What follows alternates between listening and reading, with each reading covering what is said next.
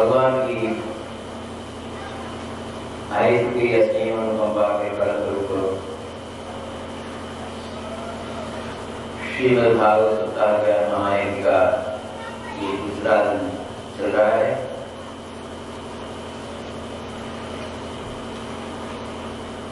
और अब तक आप श्रीमद् भागवत के 3 स्कंधों के कथाओं का रसास्वादन कर चुके हैं। इन स्कंधों का विषय अलग अलग विभक्त है। प्रथम स्कंध में अधिकारी का निरूपण किया गया है। कथा सुनने के कौन अधिकारी हैं और कथा कहने के लिए कौन से अधिकारी, इसका निरूपण प्रथम स्कंध में किया गया। और द्वितीय स्कंध में साधन का निरूपण किया गया। तीसरे में सृष्टि प्रकरण प्रारंभ। ब्रह्मा जी के संकल्प से 4 पुत्र उत्पन्न हुए, मानस पुत्र, और वो भगवत बंधन में रखे। प्रारंभ में 2 प्रकार की विचारधारा। एक विचारधारा ये है जिसको हम कहते हैं विकासवाद। आजकल जो दुनिया में ज्यादा चल रहा है विकासवाद कि सृष्टि क्रमशः विकसित होती जा रही है।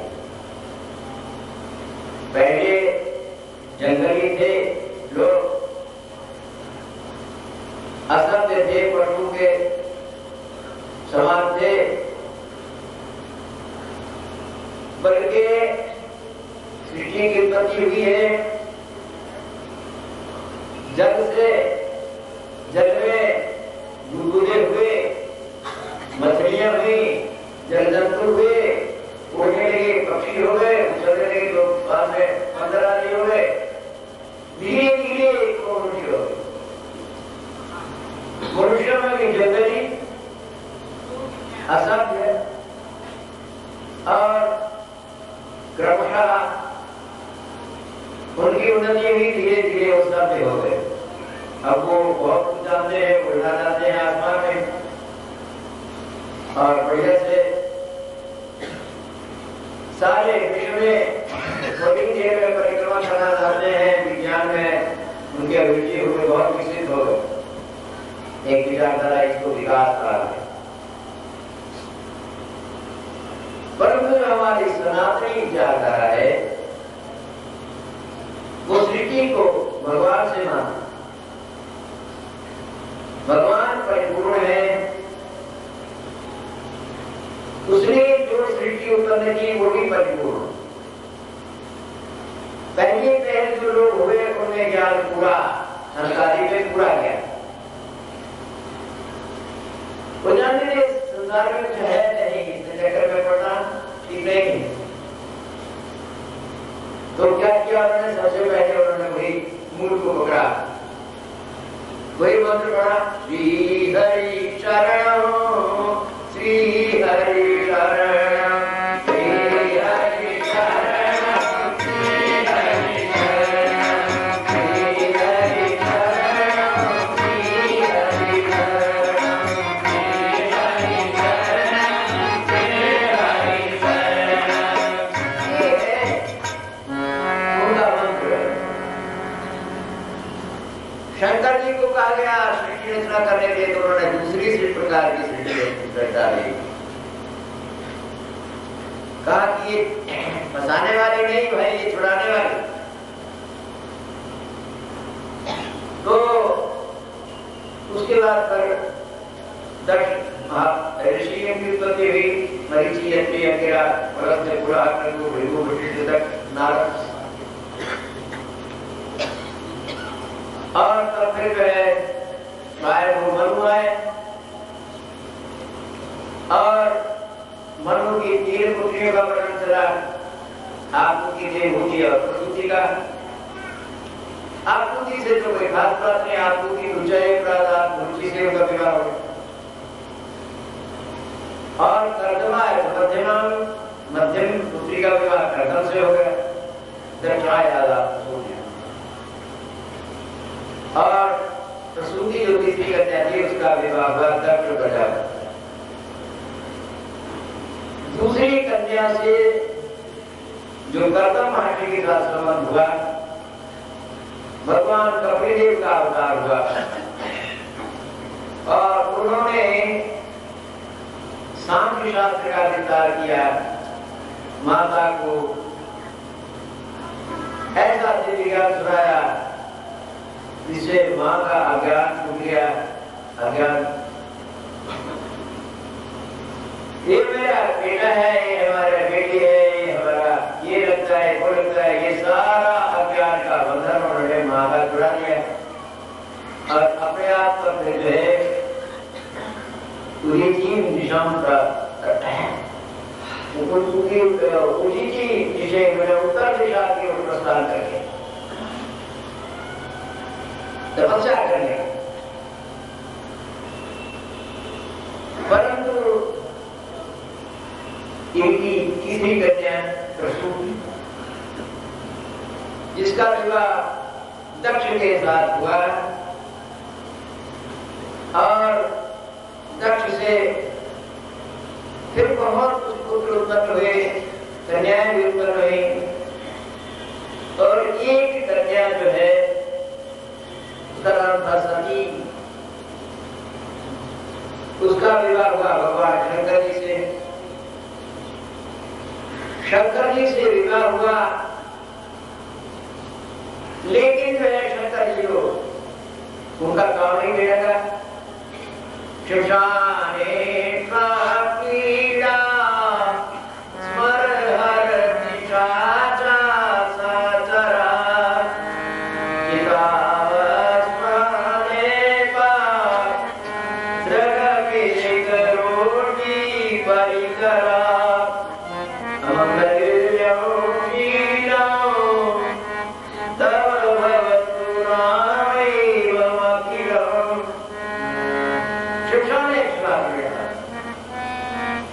शंकर जी को खेलना होता है तो स्नान घाट में कैसे जाएंगे, और संगी साथी उनके रहते हैं पिशाच भूत प्रेत शारदा धात्रा, और शरीर में पाउडर लगाना होता है, स्नो पाउडर वगैरह, तो स्नान घाट का लगाते हैं मुर्दे का। माला पहनी होती है तो मुंडवाल पहने, तो कहते हैं ऐसा करने से लोग उनसे दूर भगेंगे। कहा यही तो वो चाहते हैं कि भैया हमसे लोग दूर ही रहे, तो हम क्या करेंगे? कहा दूर रहे तो अपना प्रेम से है गोविंद जय जय गोपाल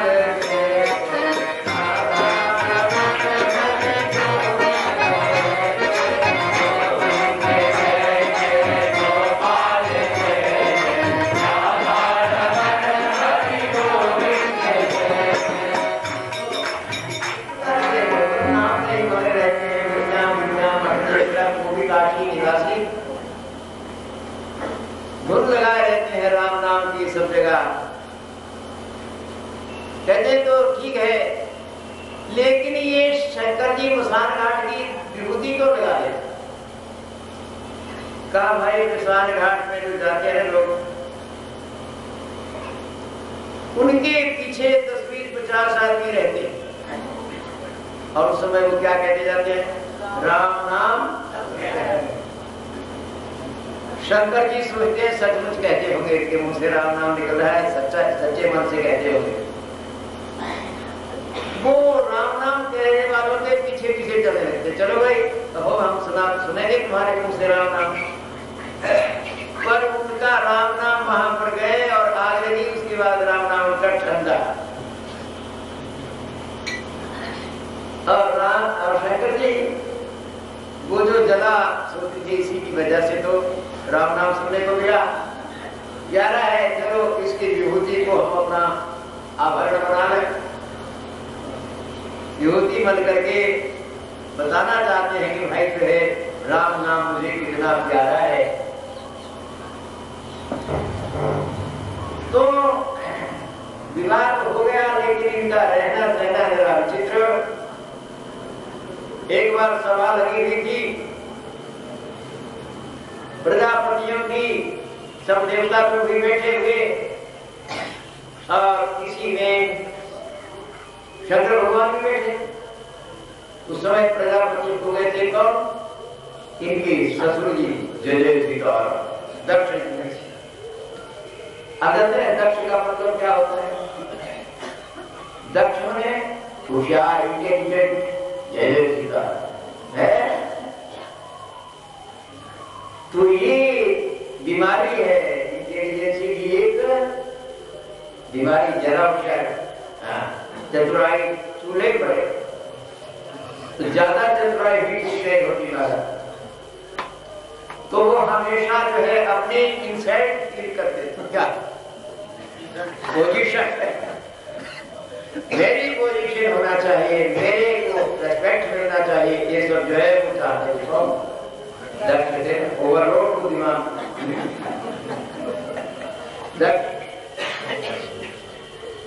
तो सभा में वो सबसे बाद में गए, जरा मंदिर चल जाए, अपनी तरफ देख रहे थे, ऐसे घूमते फिरते हुए बार बार देखते, इधर उधर देखते, कोई मेरे अनुशासन से बाहर तो नहीं है, मुझे देख करके हाथ जोड़ रहा है कि नहीं?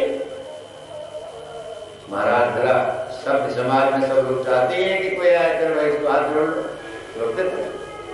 इधर भोले बाबा उनको पता ही नहीं कि ससुर जी महाराज पधार रहे हैं, उनको पता है तो अपना आंखें बंद किए हुए बैठी गए थे जरूर, लेकिन जो है वैसे ही जो है अपने राम नाम में ही मग्न,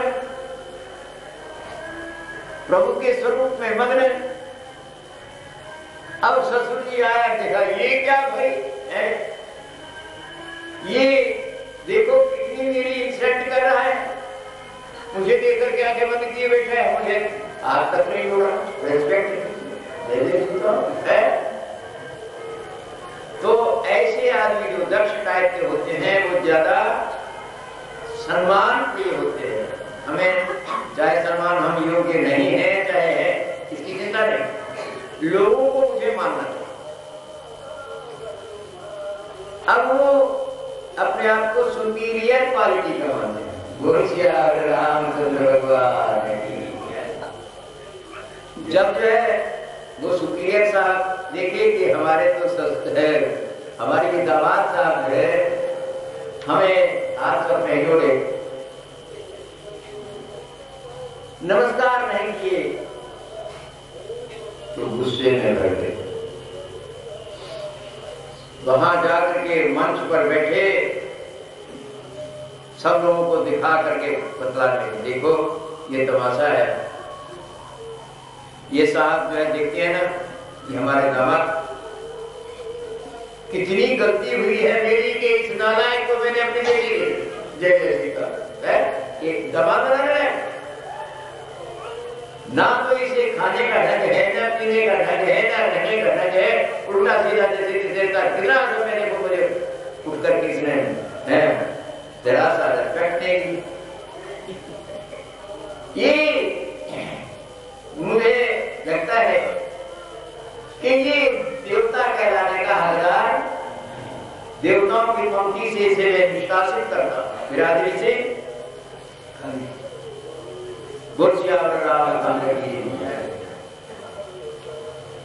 अब इसे हम बाहर कर देते, कोई आज से लेकर के इसके पास जाएगा वो उसको मैं रिजेक्ट अपनी पार्टी से बाहर निकालूंगा, और कोई इसको यज्ञ वगैरह जो है ना उसमें उसको को न दे, आहुति न दे, इसको शिवाय स्वाहाय से न कहे, इसको जहां कहीं आहुति दी जाएगी उस यज्ञ को हम नष्ट कर डाले। जय सीताराम। इस प्रकार से गुस्सा में आ गया, उठना बोला। शंकर जी को बात कर लोगों ने कहा कि आपके ससुर जी तो आपसे नाराज हैं। अच्छा ठीक है, नाराज है तो हम तो बहुत दूर रहते हैं, कैलाश पर्वत है, वहां रहते हैं, ये हमें तो किसी से मिलना जुलना कम होता है, वहीं रहेंगे। और इनकी जैसी इच्छा हमको निकाल दिया बाहर, नहीं जगह का भाग मिलेगा नहीं से, ऐसे ही गुजर बसर करेंगे। अब महाराज जो है इनकी घरवाली सती को बुरा लगा है कि भाई हमारे पिताजी का स्वागत इन्होंने नहीं किया, हमारे को नाराज हो गए। कुछ तो उनकी भी गलती है, लेकिन अब इसका मतलब ये थोड़ा है कि हम जो है बेटी का रिश्ता छोड़ दें। तो मन में अपने पिता के प्रति आसक्ति रही। महाराज जैसे ससुराल में लड़कियों के झगड़ा हो जाए तो पक्ष लेंगी हमेशा जय जय सीताराम है, नैहर का ही पक्ष लेती है, ससुराल वालों का पक्ष बहुत बाद में है। बाद में जो बेटा बेटी हो जाते हैं तो नहीं, उससे पहले हमारे बाप माँ बाप को कोई कुछ कह दिया अच्छा नहीं बोल दिया तो इधर से काफी समय हो गया। दक्ष प्रजापति ने सोचा कि हमने इनको बाहर से निकाला, लेकिन यदि आगामी रुपए हैं देवता रूप है, यदि नहीं कर रहे कोई भी, चलो हम ही एक आध बार यज्ञ करके इस प्रथा को प्रारंभ करें, शंकर जी को बायकाट करने। यज्ञ प्रारंभ किया और सब जगह निमंत्रण पत्र भेजे गए बाकायदा छपे हुए, परंतु शंकर जी के यहाँ कोई निमंत्रण पत्र नहीं गया। तब इधर जो है यज्ञ के लिए जब उनकी बहनें जाने लगी विमान से, तो ऊपर जो विमान जा रहे थे उसकी ओर जो है सती जी का ध्यान गया। ततो दाक्षायणी देवी पितृयज्ञमहोत्सवम् प्रजन्ति सर्वतो दिव्या उपदेव भरतयः विमानयाना सप्रेषा दृष्टिकण्ठी सुवासः दृष्ट्वा स्वानिर्याभ्याकेनोलाकी दृष्टिकुण्डला पतिं भूतपतिदेव मौसत्या दभ्यभाषत। तो सती जी ने देखा बहुत से देवता लोग जा रहे हैं और जो है देवियों का स्वभाव होता है, वो इधर उधर सुगंध लेती रहती है, कहाँ किसके घर में क्या हो रहा है, क्या बन रहा है, कहाँ बिजली कैसी बन रही है, कच्ची कहाँ है, पकी कहाँ है, जैसे सीताराम पड़ोसपति कर रखी है। तो उनकी नजर में थी ये सती जी है क्या जरा पूरी खबर देते थे। तो वहां पर कैलाश पर्वत पर विमान आता तो झांक करके विमान से पूरी थी, सती जी चलो ना चलो देरी हो रही। सती जी कहती कहाँ चले, इधर तो देवता जी बैठे हैं आंखें बंद करके। समय पा करके उन्होंने कहा कि देख रहे सभी लोग वहां जा रहे हैं, यज्ञ है हमारे पिताजी का और मैं उनकी बेटियों में तो उनसे नाता तोड़ रही हूं, तो कोई बात नहीं, आपके भी बड़े हैं, नहीं भी न्योता है तब भी हमें चलना चाहिए, बिना न्योता के भी चलना चाहिए। भगवान शंकर जी कहने के लिए तयोजितं शोभनमेव शोभने अनाहुता अप्यभियन्ति बन्धुषु ते यज्जनुत्पादित दोषदृष्टयो वरीसानात्मदेन मन्युनाम्।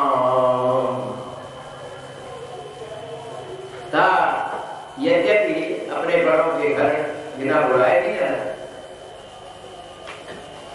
तुमने ठीक ही कहा, नहीं भी होता है तो भी जाने में कोई हर्जा नहीं, लेकिन धर्म विरोध मान जहां कोई वहां गए कल्याण न हो।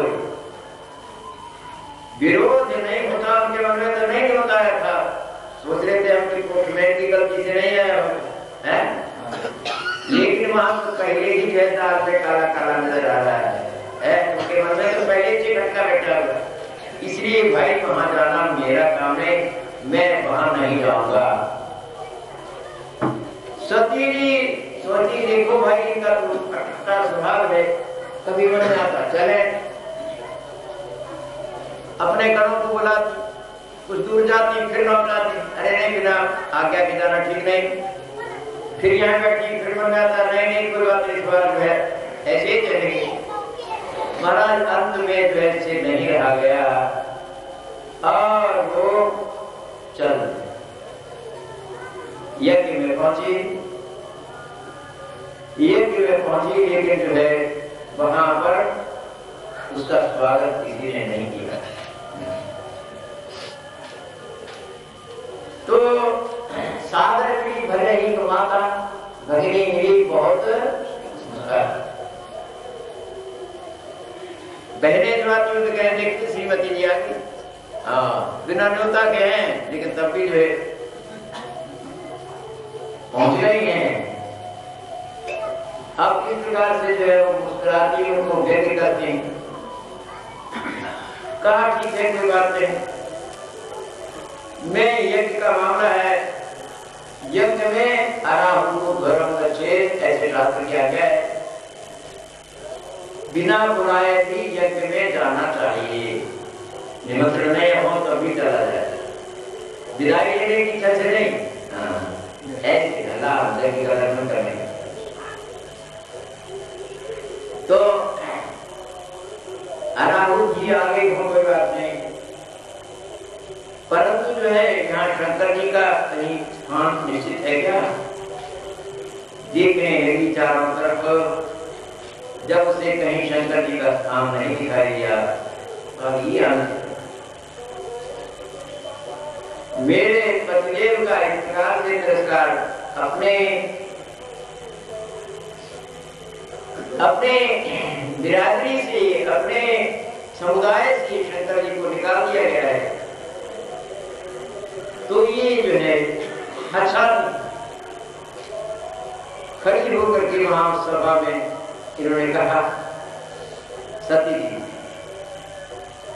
कहा कि देखो शास्त्र में ऐसा बताया है, करणो विधाय क्रियादिकल्पेशे धर्मादितर्यजत्रिविरस्यमाने चिन्यात् संयुक्ति वसति प्रभुते जिह्वासुनपितो विधे सधर्मा।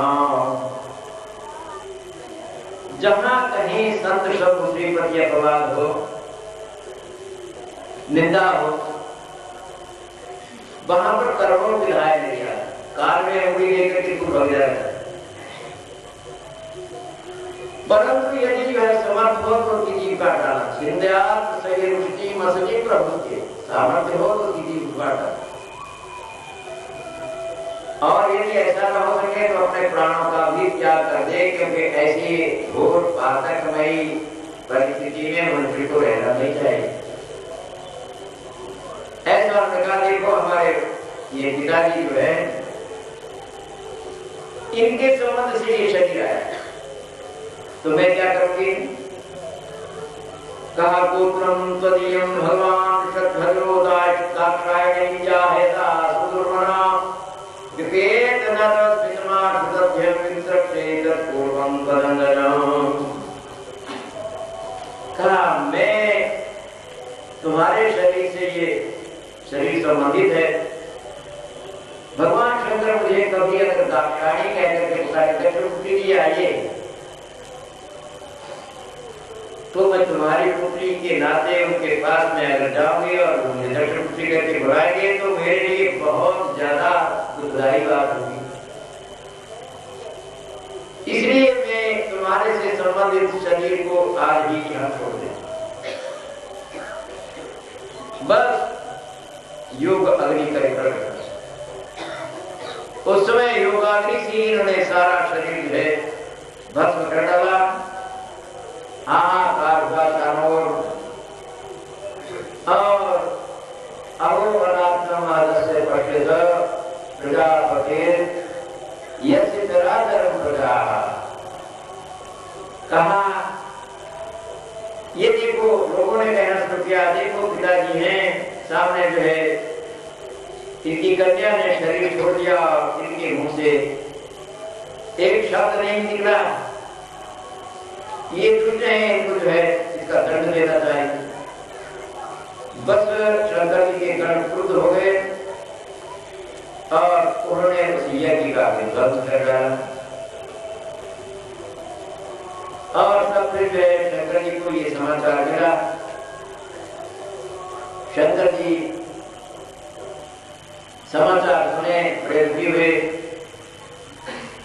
बाद में अपने वीरभद्र नाम के गण को भेजा, उसने यज्ञ समाप्त कर दिया जाकर के, और इनका सिर, दक्ष प्रजापति का सिर उसी अमर कुंड में स्वाहा। जय जय श्री राम। अब इस प्रकार से जो है यज्ञ तो समाप्त हो गया। देवता लोग जो है भगवान शंकर जी को मनाने पहुंचे। अब देवगणा सर्वे रुद्रादि पराजिता शूलपट्टि सदृश तदा परिधूमधरई। देवता लोग गए थे वहां भोजन करने के टूटा से, तो किसी का हाथ टूटा, किसी का पैर, गलों में कितनी मार लगाई कि कोई भी साबित बचा नहीं। सब जाकर के इकट्ठे हुए, निश्चय किया, अरे जाओ भगवान शंकर जी को मनाओ, नहीं तो हमारी खैर नहीं है। गए भगवान शंकर जी को बहुत स्तुति की जा करके, ब्रह्मा जी भी साथ में थे। दोबारा जो है जब सभी देवताओं के ऊपर भगवान शंकर जी की कृपा हुई, तो शंकर जी ने सबको कहा, ठीक है भाई, मैं तो नागम प्रदेश वाला नाम पर रहे नाम सिद्ध है। कहा, अय प्रदेश प्रजापति जी, हमारे ससुर जी महाराज, मैं बालकों के अपराध का ज्यादा विचार नहीं करता। बालक लोग तो गलती करते थे, मरने नाम सिद्ध है। तो देखो कैसे कैसे हुआ है। कहा, महाराज क्या बताएं, बहुत लोगों को मार पड़ी। कहा, अच्छा जिनको मार पड़ी है, देवा प्रकृत सर्वांगा। देखो मैं अपनी दृष्टि से देखता हूँ, सारे देवताओं के जख्म ठीक हो जाए, दृष्टि मात्र से ही है। कहा, महाराज क्या बताएं, ये जो मित्र नाम के देवता थे ना,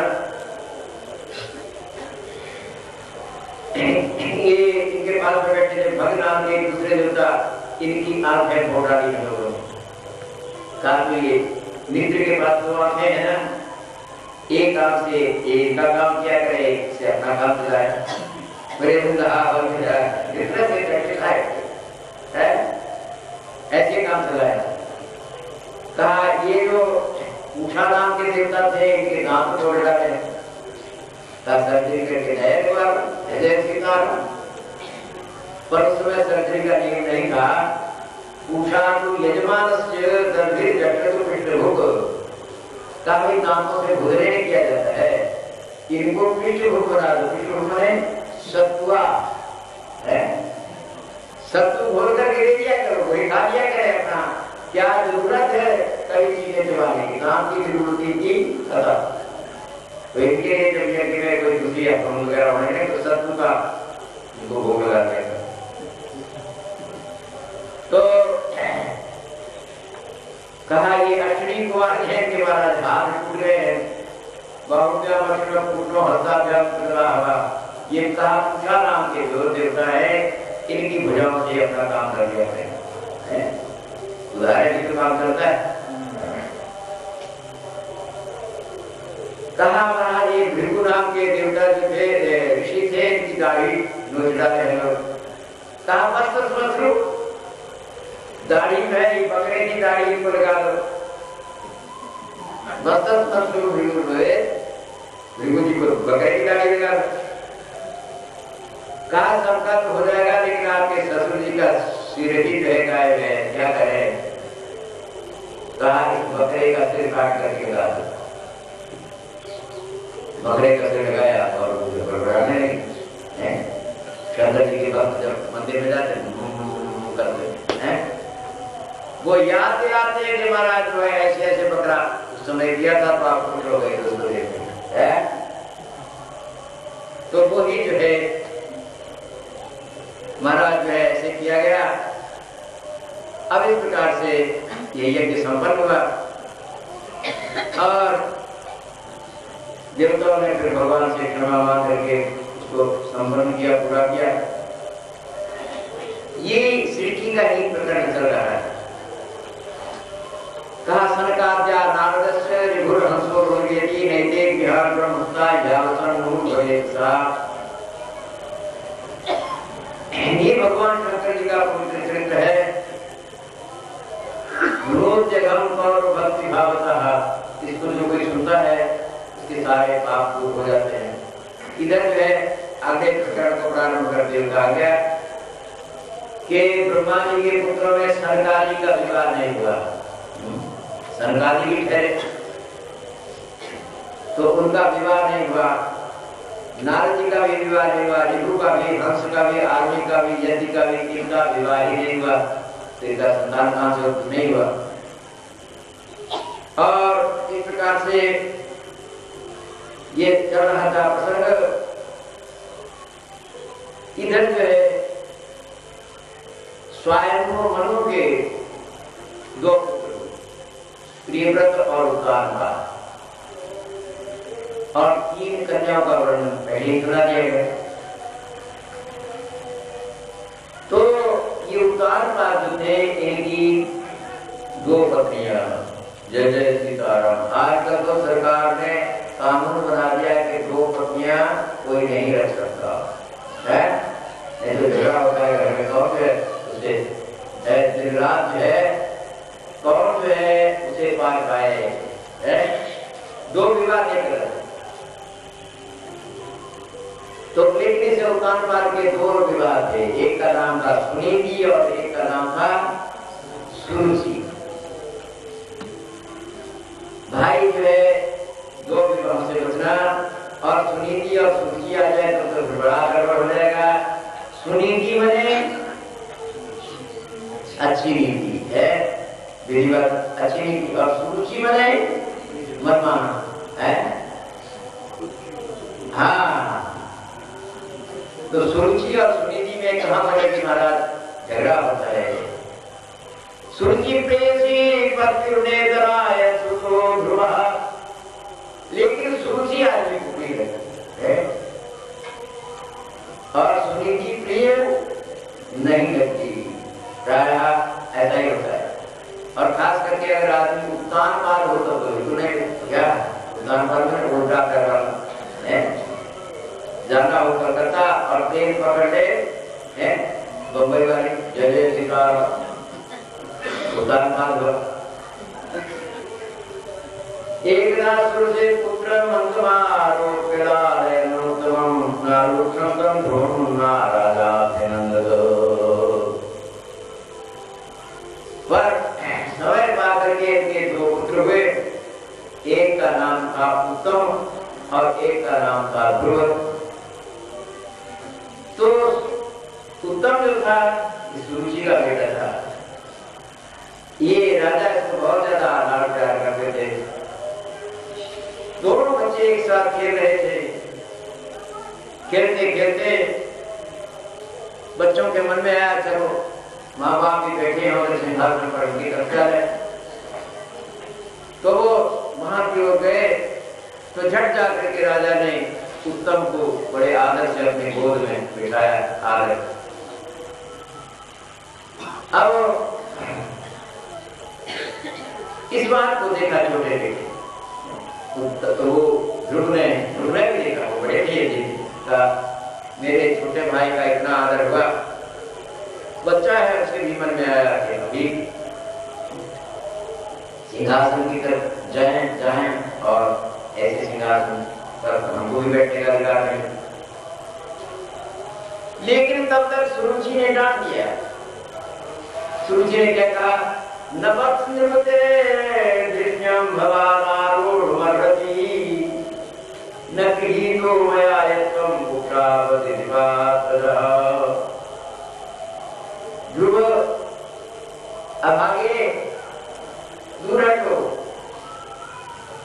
तुम्हारे भाग्य में एक सिंहासन के पास तक आना नहीं लिखा है, दूर रहो, क्योंकि तुम हमारे कोख से नहीं पैदा हुआ है, उस कर्म ही के कोख से पैदा हुआ है? तो तुमको यहाँ नहीं आना चाहिए बेटा, दूर रहो यहाँ से। परंतु ये जो था ध्रुव, एक क्षत्रिय बाल, इसने जब ये सुना कि देखिए माता जी की बात, तो इसके खूब लंबे लंबे श्वास करने लगे,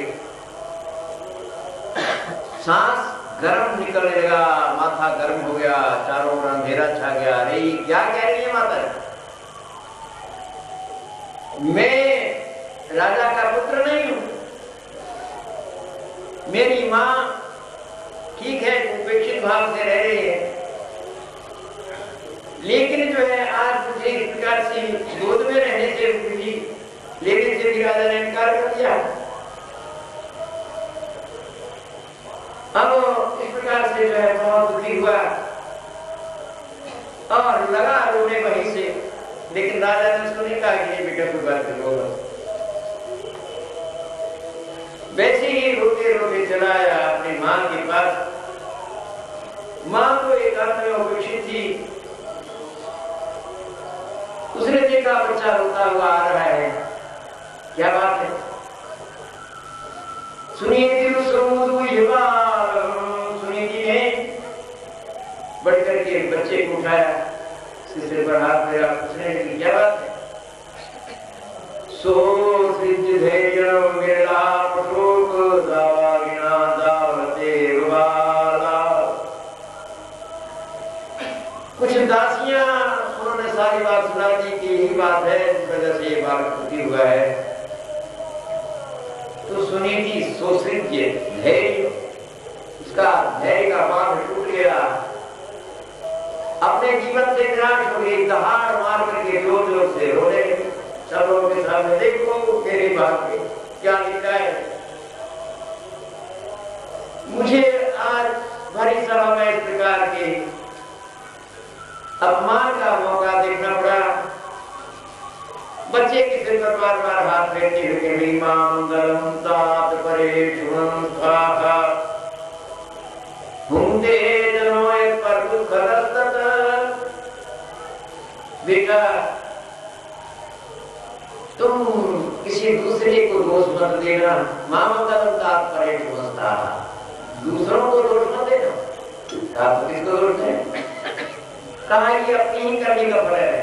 घूमते जनों पर कुछ हमने किसी को इस प्रकार से सताया होगा, हमने किसी के साथ दुर्व्यवहार किया होगा, अपमान किया होगा, तो हमको भी है। परंतु कोई बात नहीं बेटा, तुम्हारे पिता ने तुम्हें गोद में ले लिया, तो ये जो तुम्हारे पिता हैं, हम सब के एक पिता दूसरे भी हैं। वो परम पिता है, तो सबके हैं, वो किसी को गोद में लेने से मना नहीं करते। कहा तुम क्या करो?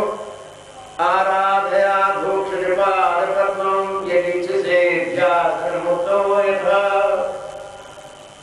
तुम सम्मान चाहते, उत्तम के समान आदर चाहते, तो उसी परमात्मा की शरण में जाओ। परमात्मा की शरण में जाने से ही आराधया धोक्ष निपात पद्मम, तुम्हारा भी मनोरथ पूरा होगा। तातमेव वत्साश्रय भृत्य वत्सलम मोक्ष विद्रिके पदार्थ पद्धति वदन्य भावे निधर्म भाविते मनस्य वस्ताय वैरसुकूषो। कहा कि तुम उसी परम पिता परमात्मा की शरण में रह जाओ बेटा। तमेव वत्साश्रय भृत्य वत्सलम मोक्ष विद्रिके पदार्थ।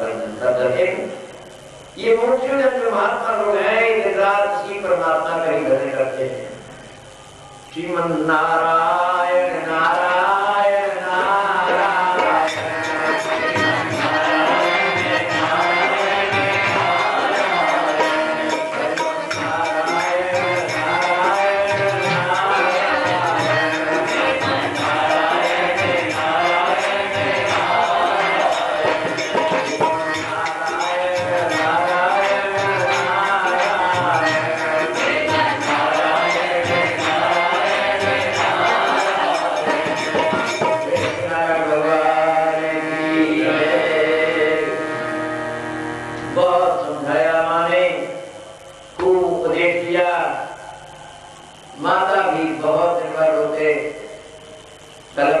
दूसरी थी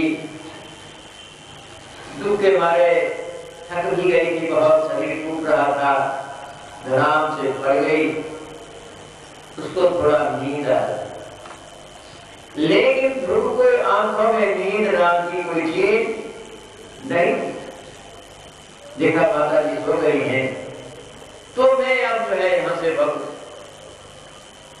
बस जो है भग दिया। कहाँ जाना है कुछ पता नहीं, मुट्ठी बांधे हुए भागता जा रहा है, घर से भागता जा रहा है। अरे यहाँ पर रहने का काम नहीं, यहाँ पर जो है हमारा कोई आदर नहीं है।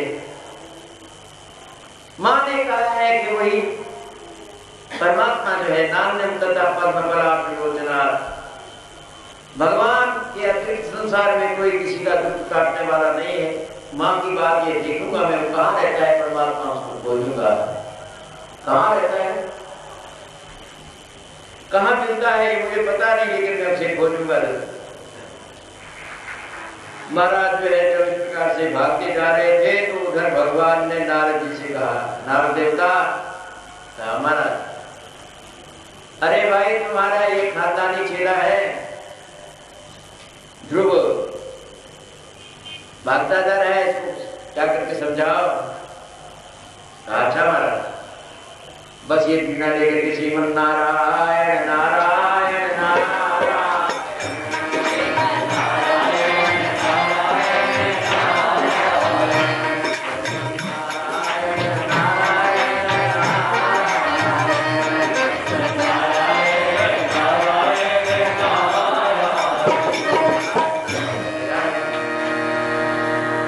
आगे ध्रुव को भागते हुए देखा, सामने नारायण नारायण करके प्रकट हो गए। ध्रुव ने देखा कोई महात्मा आ रहे हैं, नमस्कार किया। नमस्कार करने के बाद कहने लगा कि महाराज आप महात्मा हैं,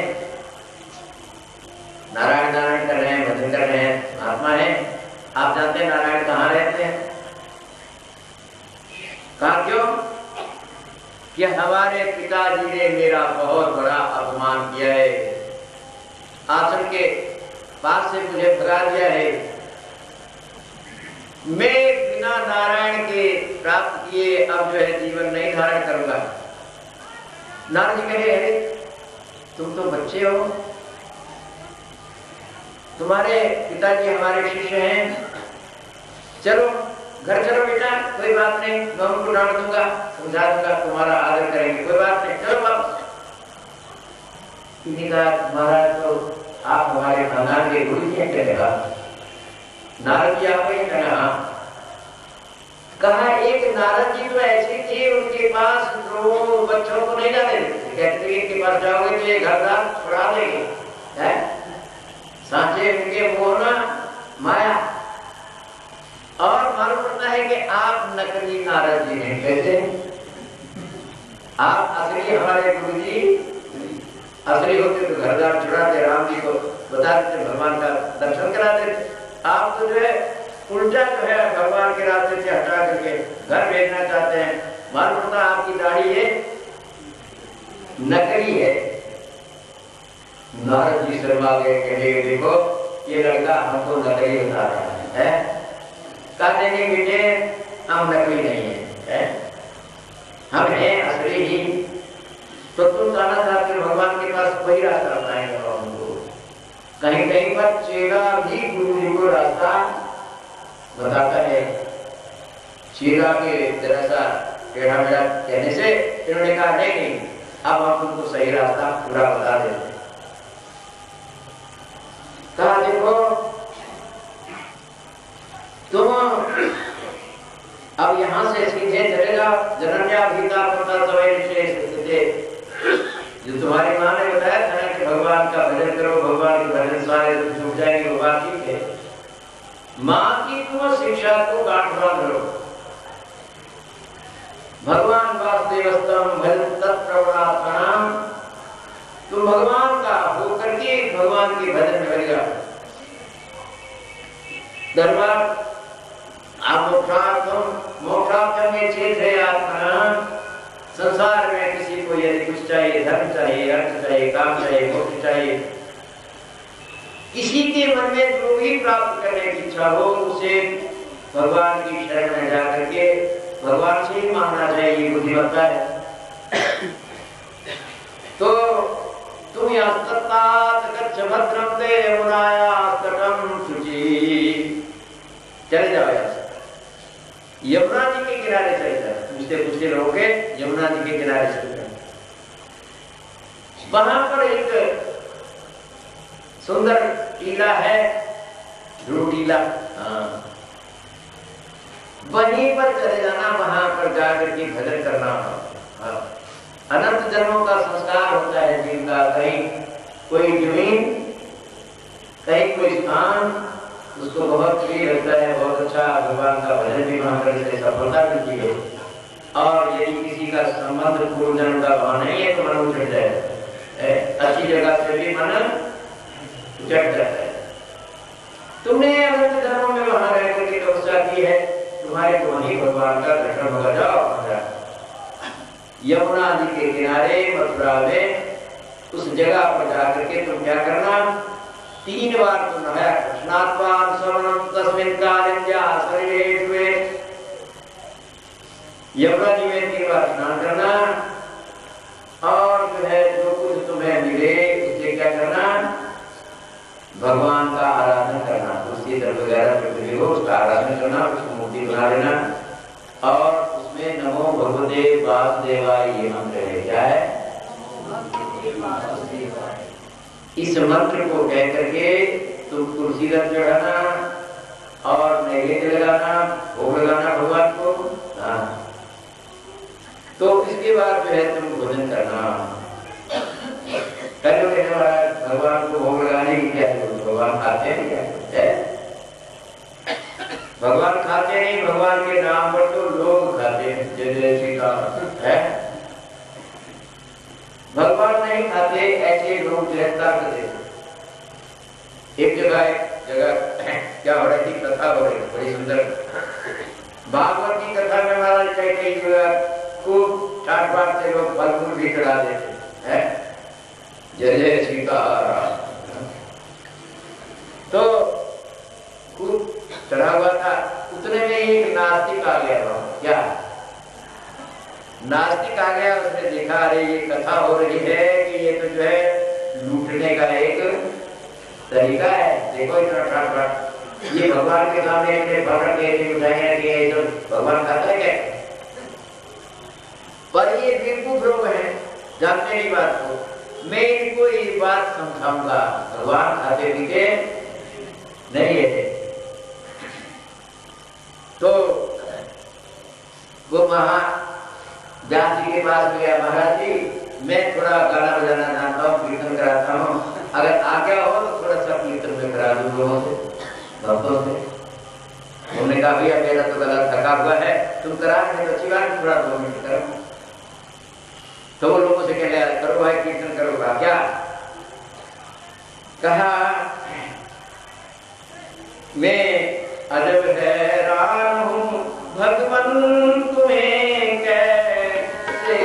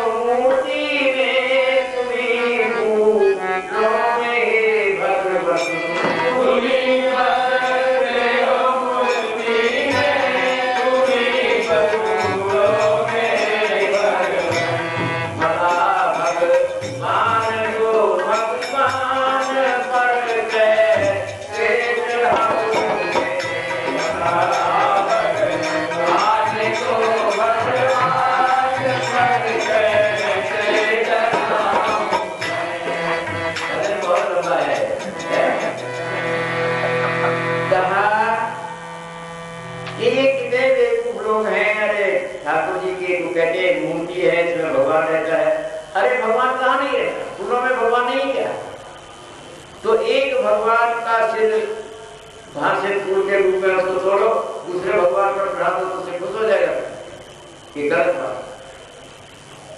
और खिलाता है जो सब जग को, उसे कैसे खिलाऊंगे ये संसार की सारी चीजें जो है, जितने पदार्थ हैं, जितने फल हैं, मूल हैं, सब भगवान ने पैदा किए हैं। तो उसको कोई कैसे खिला सके? वो सबको वो तो अपने आप में खाता रहता है, अपने आप ही उसका पेट भरा, वो सबको खिलाने वाला, उसको कोई कैसे खिला सकते हैं? बिल्कुल हो गए इतने उसको खिला। वो जो कथा सुना रहे थे, तो सोचा कि ये तो बदला ढाल कर देगा हमारा है। ये इस प्रकार से कीर्तन कराएगा तो हमारा सब जो है काम गड़बड़ा जाएगा। उन्होंने कहा कि देखिए महाराज, बड़ा अच्छा होगा, आप आ गए, थके माने हैं, चलिए आज यही विश्राम दीजिए। चलिए मैं विश्राम जहाँ रुका हुआ हूँ ना भाई, चलिए मैं, मुझे तो दिन भर का भूख लगी है। उसने कहा भूख तो भैया मुझे भी लगी है। कहा कि जब तो पूरी बंद है, शाट ले गए महाराज, मैं बिठा दिया उसको, नास्तिक को भी बिठा दिया। खाने बैठे, जब खाने बैठे पूरी आने लगी, गरम गरम बेचारे के आते और ज्यादा बुला जाएगी, मन में इच्छा लेगी, आता जाए गरम गरम माल, तो झट से उन्होंने उसके हाथ से थाली उठाई। कहा क्या बात है? कहने महाराज आप बाधा भी लाए साथ में? क्या कहने के? हाँ बाधा तो है। कहा कि यहाँ पर भी मैं एक कीर्तन मैं करूँगा। तुम क्या कीर्तन करोगे? तुमको कहते मुझे गाना नहीं आता। कहा नहीं आता, लेकिन ये आ जाता है मौके से। कहा अजब हैरान हूँ भगवान तुम्हें कैसे रिझाऊं मैं, अजब हैरान हूँ भगवान तुम्हें कैसे रिझाऊं। तुम्ही बसते हो पूरी में, तुम्ही ज्ञानी में ही भगवान,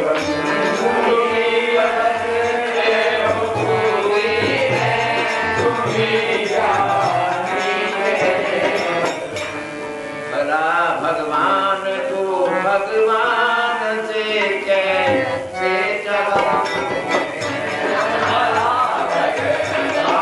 को भगवान से कैसे। महाराज है, आपने मंत्र बता दिया मुझे तो नहीं भूल गया था मैं, लेकिन आपने बताया कि सब जगह भगवान बसते हैं, पूरी में भी बसते हैं और आपके दांतों में भी बसते हैं, मुंह में भी, पेट में भी। आपके मुंह में पेट पूरी जाएगी तो वहां का भगवान इस पूरी को कैसे खाए? एक भगवान दूसरे भगवान को चलाता है क्या है? एक भगवान दूसरे भगवान को चबा नहीं सकता। आप कृपा करके उठिए। बड़ा दुखीरा बेचारा दिन भर के बुलाई नहीं आते और ये अच्छा पाला पड़ा, इसका मालूम पड़ता है आज भोजन नहीं मिलेगा। दुखी हुआ, चारपाई थी वहां जाकर के लेट गया, चारपाई थी पड़ी हुई। कहा अच्छा ठीक है भैया, आज जो है तुम्हारा पाला पड़ गया, मालूम पड़ता है भोजन नहीं मिलेगा, ठीक है आज तुम्हारे नाम पर उपवास करते हैं। वहां जाकर के जो ही लेटा, ये तुम्बा लेकर के वहां पहुंच गए, तंबूतान पूरा। कहा क्यों भाई यहाँ क्या पता है? कहा यहाँ थोड़ा कीर्तन करना है। कहा क्या यहाँ क्या? अजब हैरान हूँ भगवान तुम्हें कैसे, अजब हैरान हूँ भगवान तुम्हें कैसे दिखाऊं। बसते हो खटिया में,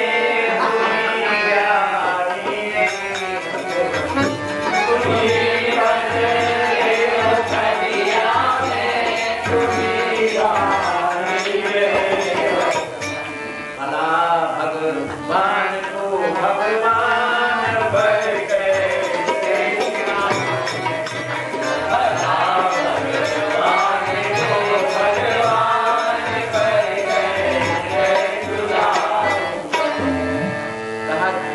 महाराज जी आप हैं ज्ञानी और एक चारपाई में है ना भगवान, ताकि सब है क्या? और तुम्हारे में भी तो एक भगवान के ऊपर दूसरा भगवान कैसे बैठेगा भाई? उसने झट चारपाई उठाई, पट दिया उसको, पटक दिया नीचे। कहा कि भाई आज थोड़ा है दुष्ट पाला पड़ गया, सोने के लिए मुझे। कहा मैं तुमको नहीं रखने दूंगा, जमीन पर तुम्हारे सामने को डालूंगा। तुम्हारे पैरों में भगवान, जमीन में भगवान, तुम पैर कैसे रखेगा भगवान को? नालायक कहेगा। क्षमा मांगा भैया, अब मैं कान पकड़ता हूँ, ये नास्तिकता अब मैं नहीं करूंगा। ये जो व्यवहार है उसके जैसा विधान है वैसा ही करना पड़ता है। भगवान यद्यपि सर्वत्र समान रूप से व्याप्त हैं, लेकिन जो वस्तु प्रभु ने जिस उद्देश्य से बनाई है उसका उपयोग वैसे ही करना चाहिए। माता पिता का सारा शरीर वंदनीय होता है, पूजनीय होता है, लेकिन अब कोई बेटा बाहर से आए, कहा पिताजी के प्यार क्या छूने, इनका माथा ही जो है छू दे जरा सा, जय जय सीताराम है, तो कहता रहेगा। जो विधान जैसा बना है, पैर स्पर्श करने से ही उनका साक्षात्कार होगा और दूसरे शरीर के किसी अंग के स्पर्श करने से वो नहीं। तो जो व्यवहार जैसा है उसको वैसा ही मानना चाहिए। परंतु जो है ध्रुव जी ऐसे वैसे नहीं, वो तो जो है मंत्र के अनुसार भगवान का आराधना करने लगे। शस्तान पुराण शुकै चार्चे तुलस्या प्रिया प्रभु। महाराज जो है इसी प्रकार से उन्होंने नियम बना दिया और पहले महीने में केवल जो है कपित्थ वज्रासन, कपित्थ जंगली फल और वेद वगैरह से भगवान का आराधन करते। तीसरे दिन जो है और फिर दूसरे महीने में छठे दिन जो है वही भोग लगाने लगे। तृण पर हरनादि की नहीं, सूखे पत्ते वगैरह का भोग लगाते। और तीसरे महीने अभक्षः, केवल पानी का ही भोग, जल का ही भोग लगाता। जल चौथे महीने में 12वें दिन में वायु भक्षः, केवल वायु पी करके है। और 5वां महीना आया तो जितश्वासा, वायु लेना भी बंद कर दिया उन्होंने। अब जब वायु लेना भी बंद कर दिया, भगवान का इधर पूरा ध्यान बना हुआ था, तो उनका उस विराट पुरुष प्रभु से साक्षात एकाकारता हो गई। एक पैर उनका जमीन पर था, दूसरे पैर से खड़े होकर के वो वायु को भी रोक करके भगवत ध्यान में निमग्न थे। तो सारी ये पृथ्वी के विराट पुरुष के विग्रह में जितने देवता निवास करते थे सबका प्राण रूप हो गया, वायु रुक गई। देवताओं ने तब फिर कहे भगवान से कहा, महाराज ये क्या हो गया, हमारे वायु संचार में रुक गया है। मालूम होता है कोई महान तपस्वी ऐसा है जिसने सारे त्रैलोक्य की वायु का प्रवाह रोक दिया है। भगवान ने कहा मामैक्यवादं तपसो दुरत्या निवर्तयिष्ये तृतीया तस्वधाम यतो हि वा प्राणिरोधासि तौदान्वादिर्मयि संगतात्मा। कहा ये तपस्या कर रहा है उत्तानपाद का पुत्र, बड़ी कठोर तपस्या की है, उसका आत्मा मेरे में इस समय एकाकार हो गया है, इसलिए मैं जाता हूँ पहले उसको वरदान दे करके और उस तपस्या से रोकूंगा, तब तुम्हारा भी वायु संचार होगा। इस प्रकार से देवताओं को आश्वासन दे करके और भगवान ध्रुव के सामने प्रकट होते हैं। बोले लक्ष्मी नारायण भगवान की जय। श्रीमन्नारायण नारायण नारायण श्रीमन्नारायण नारायण नारायण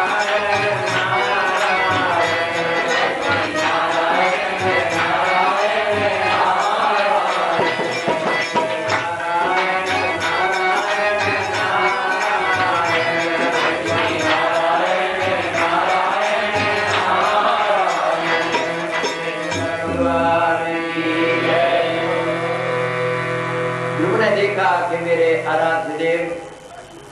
गुरुदेव जी ने जो प्रभु का स्वरूप बताया था वो भगवान तो सामने है, बालक है, उससे कुछ कहते नहीं बन रहा है, क्या करूं। वो चुपचाप जो है पृथ्वी के ऊपर साष्टांग दंडवत होकर के लेट गया, प्रभु से कुछ भी नहीं कहा। भगवान ने सोचा ये बच्चा है, इसे कहने नहीं आ रहा है, मुझसे क्या कहना चाहिए, भूल गया है। अपने शंख का स्पर्श उसके कपोल से किया। सारे ज्ञान विज्ञान का आधार ये शंख है भगवान का। शंख के स्पर्श करते ही जो है इसकी सारी इंद्रियों में बड़ा दिव्य प्रकाश है और भगवान की दृष्टि ने बड़ी विचित्र स्तुति। कायोंत प्रविश्य मम वाचमिमां प्रसुप्तां संजीवयत्यखिलशक्तिधरस्वधाम्नां अन्यां च हस्तश्रवण चरणश्रवणत्वगादीं प्राणां नमो भगवते पुरुषाय तुभ्यम्। कहा प्रभु मैं तो जड़ था, मेरे अंदर किसी प्रकार से कोई प्रेरणा नहीं हो रही थी, आपने ही मेरे अंदर प्रवेश करके बड़ा दिव्य ज्ञान भर दिया। प्रभु जो मेरे अंदर ये प्रवेश करने वाला आपका रूप है, जो मेरे मन प्राण बुद्धि में नाना प्रकार की शक्ति भर रहा है, उसी स्वरूप को मैं बारंबार नमस्कार करता हूँ। ध्रुव ने बड़ी विचित्र स्तुति की है। यहाँ पर बड़ा लंबा चौड़ा उसका विधान है। भगवान ने स्तुति सुनकर के कहा, प्रभु कहो तुम क्या चाहते हो। वेदा हम ते व्यक्तम हृदयराजन्य बालक। अरे राजकुमार तुम जो चाहते हो हमसे मांगो, क्या चाहते हो। इन्हें कहा मैं कुछ नहीं चाहता महाराज। कहा तुम नहीं चाहते, लेकिन मुझे मालूम है तुम्हारे मन में क्या बात थी। तुम बाप के चमचमाते हुए सिंहासन को देख करके तुम्हारे मन में था हम भी ऐसा सिंहासन प्राप्त कर गए। नामे विजितम भद्र यथा विष्णु ध्रुवक्षिति यत्र प्राकृतानां ज्योतिषां चक्रवाहितम्। कहा ध्रुव आज तक तुम्हारे बाप दादा भी कोई ऐसा सिंहासन नहीं प्राप्त कर सके। आज तक कोई मेरा भक्त उस स्थान को नहीं प्राप्त कर सका। वो है सारे विश्व ब्रह्मांड में एक मेढ़ी के समान, मैंने एक केंद्र स्थान के रूप में ध्रुव क्षिति, उस जगह का मालिक मैं तुम्हें बना देता हूँ। सारे सूर्य चंद्रमा नक्षत्र ग्रह तारा वगैरह उसकी परिक्रमा करते रहेंगे और तुम सबके सारे विश्व में सबसे ज्यादा वंदनीय और आदरणीय ध्रुव अटल पदवी को प्राप्त करने वाला महान भक्त मेरा कहलाएगा। इस प्रकार का मैं तुम्हें वरदान देता हूं। तो यद्यपि ध्रुव को बड़ा सुंदर वरदान मिला और इतना कह करके भगवान अंतर्धान हो गए। महाराज जो है ध्रुव प्रसन्न नहीं हुए जाता। कहा इसलिए नहीं प्रसन्न हुए। कहा देखो मैंने 6 महीने थोड़ा मेहनत की, उतने मैंने ऐसा दुर्लभ स्थान प्राप्त कर लिया जो आज तक जो है दूसरे लोगों को असंभव था। 6 महीने के इतने प्रयास से मुझे भगवान ने जो दिया उससे मैं भगवान से दूर हो गया। अगर वो नहीं देता तो मेरे मन में इच्छा हो गई भगवान को छोड़ करके दूसरी चीज की, तो भगवान ने दूसरी चीज महत्व तो मुझे दे दिया, बहुत बड़ा बना दिया। लेकिन बड़ा बनने पर भी भगवान से तो अलग हो गया। तो इसलिए जो है भगवत चिन्मयाते हम भवम भाग्य विवर्जिता, प्रभु से तो मांगना चाहिए संसार से दूर होने की बात, तो वही संसार की ही बात मैंने मांग ली, मैं भाग्य विवर्जित। इस प्रकार से जो इसके मन में थोड़ा दुख हुआ। इधर नारद बाबा बड़े प्रसन्न थे। नारद बाबा को तो बड़ी प्रसन्नता, मेरा चेला मेरा चेला मेरा चेला। हाँ, बोले वृंदावन बिहारी लाल की जय। तो महाराज जो है जाकर के उन्होंने नारायण नारायण करते करते सब जाकर के उसके पिता को समाचार दिया। जानते हो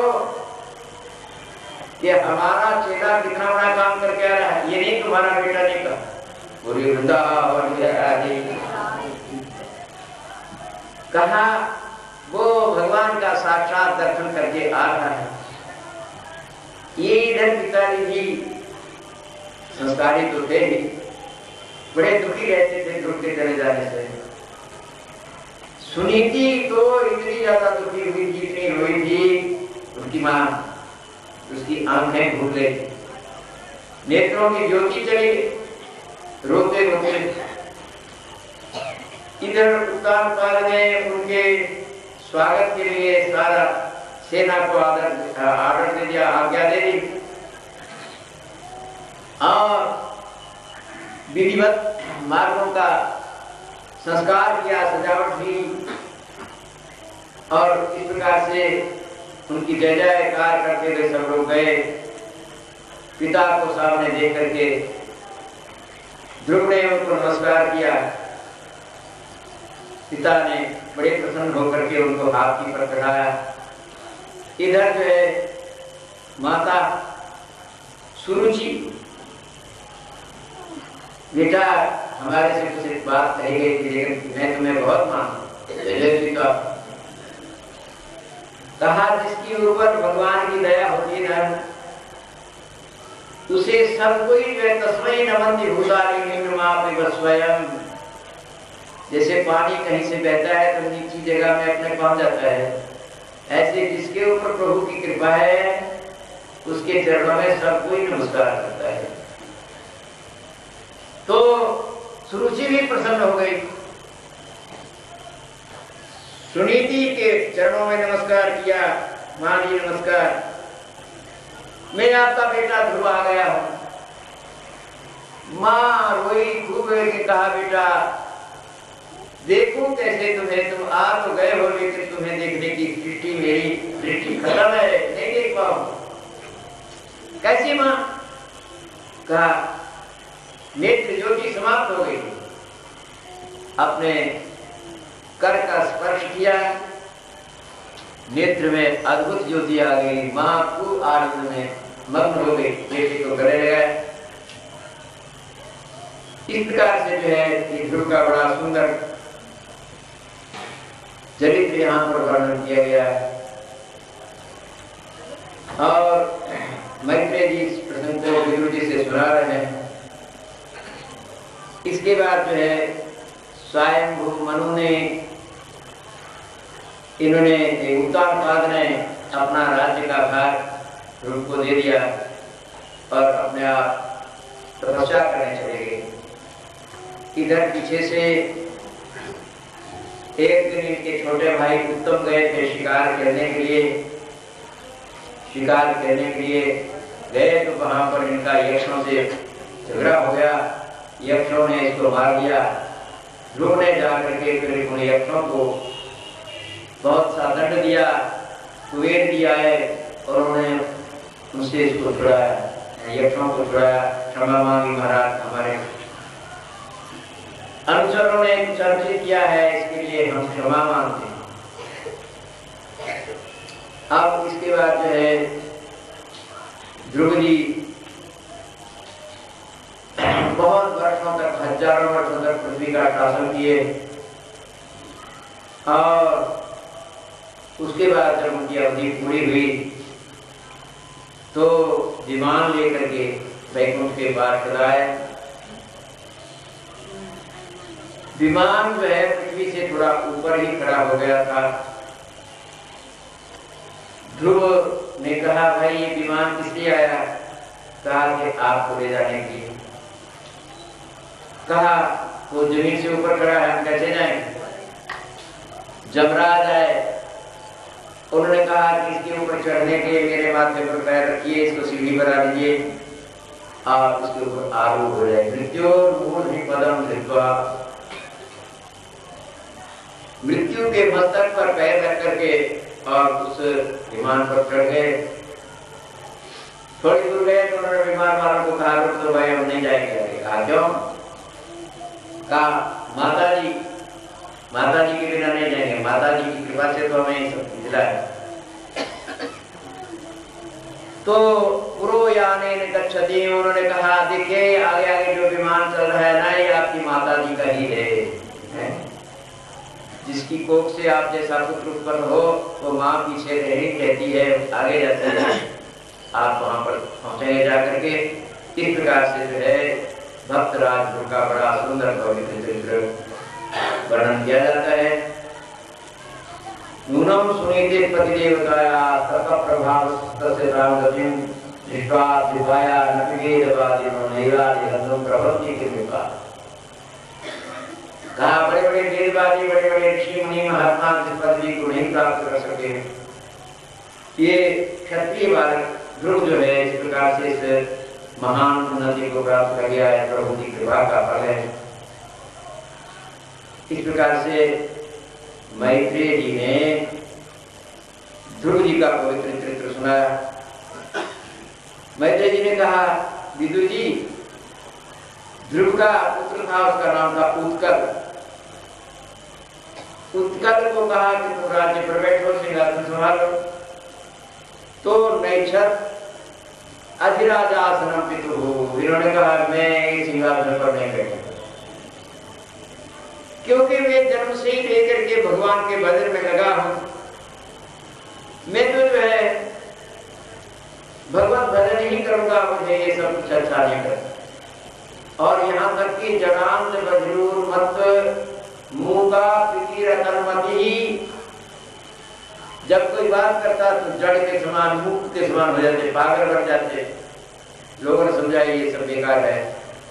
तो वो तो जो है उत्कल को गति नहीं संभाला, लेकिन बत्सर नाम का उनका जो छोटा लड़का था उस गद्दी पर बैठा। और इस प्रकार से इनके खानदान में आगे चल करके एक अंग नाम का राजा था। अंगम सुमनसम जातिम क्रतुम अंगिरसम गयम। तो इस प्रकार से अंग जब गद्दी पर बैठे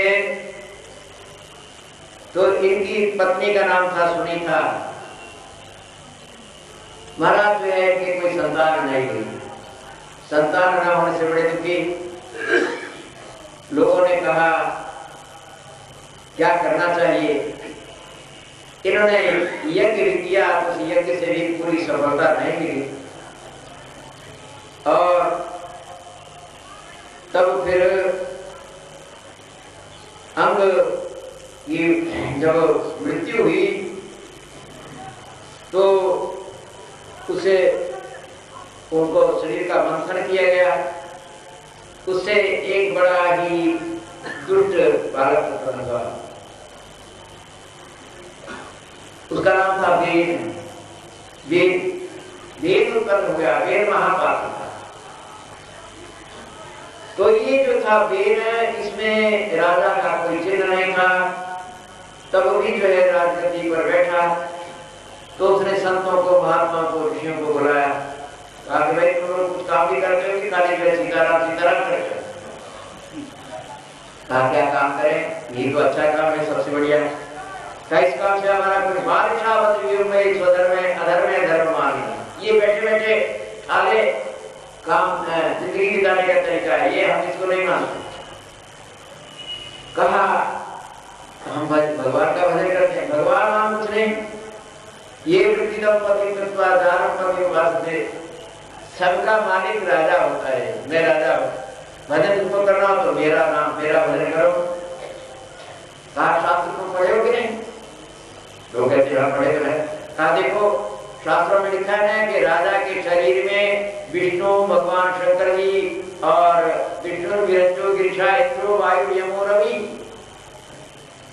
इंद्र, वायु, यम, सूर्य, पर्जन्य, ये सब जो है राजा के शरीर में निवास करते। तो हमारे ही शरीर में सब है। आप लोगों को भजन करना हो तो हमारा ही किया करो।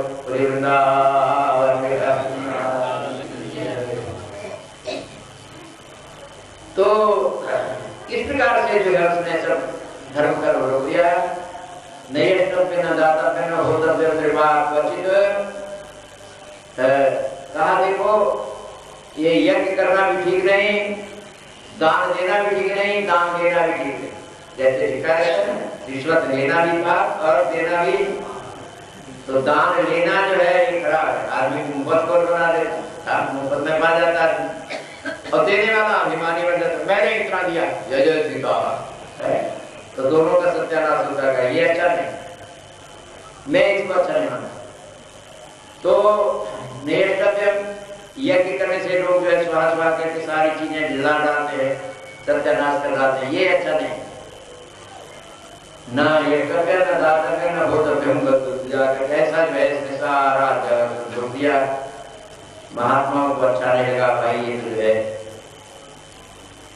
अनर्थ कर दिया इसने सारी मर्यादा, सब लोगों को धर्म निरपेक्ष बना रहा है। तो है मर्यादा ही नष्ट हो गई, एक दूसरे को गला काटने लगे, लुटेरे बन जाए, और हुआ ही सारी मर्यादा नष्ट हो गई। धर्म के बंधन से सब लोग मुक्त हो गए, और एक दूसरे को जो आदर भाव था, मर्यादा थी, सब मुक्त हो गए। धर्म निरपेक्षता, जय जय सीताराम। महात्माओं ने तब फिर इकट्ठे होकर के और उसको श्राप दे दिया, जाओ दुष्ट तुम जो है भस्म हो जाओ, जड़ हो। तो फिर जो है इस प्रकार से उसको उन्होंने समाप्त कर दिया। और तब फिर जब देखा कि जो है कैसे चलेगा शासन तंत्र, तो उसके बाद फिर उन्होंने उसके दक्षिण भाग का मंथन किया और उससे पृथ्वी जी की उत्पत्ति हुई। बोलिए महाराजा पृथु की जय। इसको जो है भगवान का ही अंश माना जाता है। और वाम भाग से एक देवी भी उत्पन्न हुई, इसका नाम था अर्ची। तो इस प्रकार से इनको भगवान का रूप बना करके मान करके लोगों ने इनकी स्तुति करना शुरू की। इन्होंने सबको मना कर दिया, कहा भाई मेरी स्तुति करने से कोई फायदा नहीं, इसलिए कि मैं तो अभी मेरा कुछ गुण दोष आप लोगों को मालूम नहीं, मैंने किसी की रक्षा नहीं की, और मुझे ऐसे व्यर्थ में आप मुझे तारीफ करते जा रहे हो, ये अच्छी बात नहीं है। ऋषियों ने कहा ठीक है आपने कुछ नहीं किया, लेकिन जो है आपको हम पहचानते हैं, आए तो साक्षात भगवान जगदीशा उठस्थात्मा कल्यावतीर्णः, आप साक्षात नारायण हैं, आप हमारे आराध्य हैं, इसलिए जो है हम आपको जो है इस प्रकार से इस दिव्य आसन पर बिठा रहे हैं, आप हमारी रक्षा कीजिए। क्या रक्षा करना करा देख लो ना, इस समय जो है सारी पृथ्वी जो है विहीन हो गई है, पृथ्वी में कुछ पैदा ही नहीं होता है, सब लोग भूखे मर रहता है। तो ये जो स्थिति है सारी प्रजा दुखी है, आप सिंहासन पर बैठे हो, आप हमारी रक्षा करो। पृथ्वी ने कहा ठीक है। पृथ्वी ने तब फिर जो है अपना क्षत्रिय रूप धारण किया, पृथ्वी को धनुष तान करके खड़ा हो गया मारने के लिए, दंड देने के लिए। पृथ्वी गौ रूप धारण करके आई, कहा क्या क्या है मेरे लिए महाराज, कहा आज्ञा क्या है, तुम गौ बन करके आ गई हो, ये गौ का काम है, ये तुम्हारे जितने बच्चे हैं भूखे मर रहे हैं, और इनके लिए तुम जब उचित दूध नहीं देती हो, वसुधैव त्वां वदिष्यामि मत्स्यार्थं परामुखी, मैं तुम्हें मार डालूं। गौ धारणी पृथ्वी ने कहा महाराज मार डालोगे तो क्या मिलेगा, गौ को मार डालो तो उससे उसका मांस मिल सकता है, रुधिर मिल सकता है, परंतु यदि गौ रूप में मुझे देख रहे हो तो मेरे से अगर दूध लेना हो तो मैं दूध दे सकती हूँ। कहा दूध की तो जरूरत है भाई, कहा दूध की जरूरत है तो बछड़ा बनोगे तब दूध मिलेगा, ऐसे थोड़े है। हमारे में वात्सल्य भाव उत्पन्न होगा तब तक दूध मिलेगा। वात्सल्य भाव तब आता है जब किसी की दी हुई चीज का कोई सदुपयोग करता है तो उसे प्रसन्नता हो। हम पहले बहुत सारा धन देते थे लोगों को, लेकिन तुम्हारे पूर्ववर्ती ये जो राजा थे बेन बहुत बड़े दुष्टता करने लगे, यज्ञों को निषेध कर दिया, सारे पुण्य कर्मों का निषेध कर दिया। गोविंद जय जय गोपाल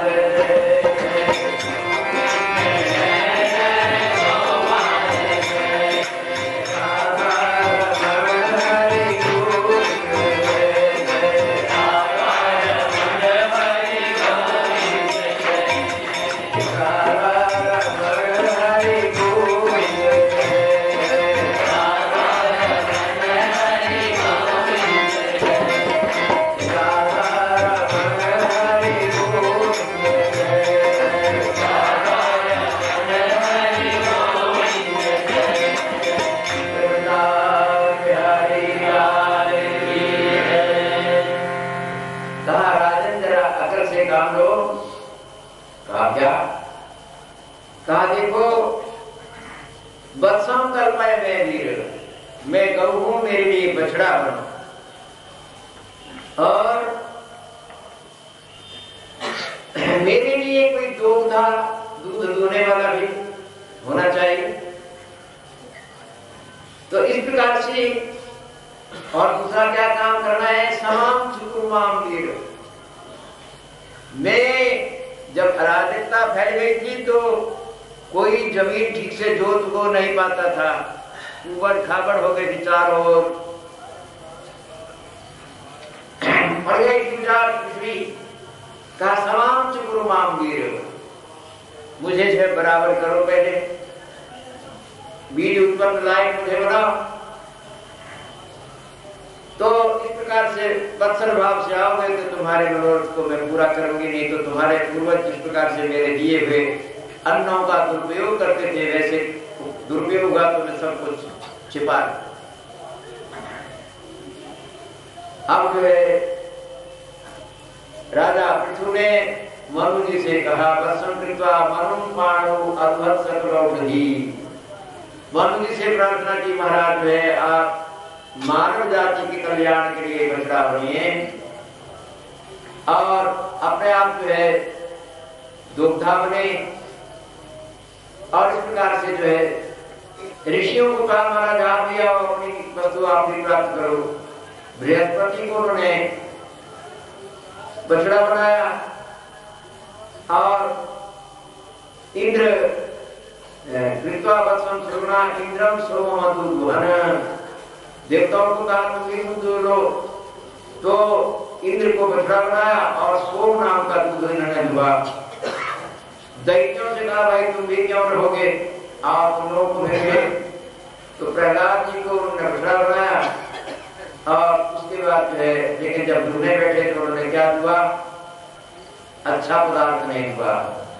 प्रहलाद जी तो दूध पी करके अलग हो गए और बाद में दूधने बैठे तो उन्होंने कहा सूरा सब हमको दे दो, है सूरा सब दे दो,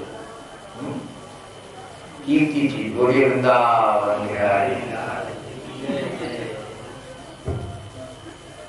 तो इस प्रकार से सबने अपनी अपनी इच्छा के अनुसार जो है दूध सबने दुआ, राजा ने सबको प्रसन्न कर दिया। उसके बाद राजा ने 100 अश्वमेध यज्ञों का अनुष्ठान किया। 100 अश्वमेध यज्ञों में भगवान का विधिवत आराधना करने के बाद भगवान इनके यज्ञ में स्वयं ही प्रकट हो गए। 100 यज्ञ करना चाहते थे, 99 ही करने पर भगवान प्रकट हो गए। कहा आप जो है 99 यज्ञ करने वाले इंद्र माने जाएंगे, 100 मत करोगे तो ये जो है इंद्र कहेगा इसको थोड़ा गद्दी छिल जाने का खतरा पैदा हो जाएगा, है। तो ज्यादा अच्छाई भी कहीं कहीं जो क्या हो जाता है, शत्रुता का कारण बन जाता है। तो कहा तुम्हारे ऊपर हमारी कृपा है, तुम 99 ही से जो है एकोन शतक क्रतु बन जाओ। ये शतक क्रतु है, तुम एकोन शतक क्रतु बन जाओ। काजी है। इस प्रकार से जो है राजा पृथु का एक बड़ा सुंदर चरित्र आया और राजा पृथु के फिर 100 पुत्र हुए और इसके बाद जो है इनके पुत्रों ने आगे चल करके आत्मना वर्धिता शेष स्वानुसर्ग प्रजापति। तो इसके बड़े लड़के का नाम था विजिताक्ष। विजिताक्ष इसलिए नाम पड़ गया था इसका, एक बार इंद्र ने इनके घोड़े को चुरा लिया यज्ञ में, तो इसने इंद्र को पराजित करके घोड़ा छुड़ा लिया था, इसलिए इसका नाम पड़ गया था विजिताक्ष। तो विजिताक्ष इसके बाद राजा पृथु के बाद यही जो है राजगद्दी पर बैठे।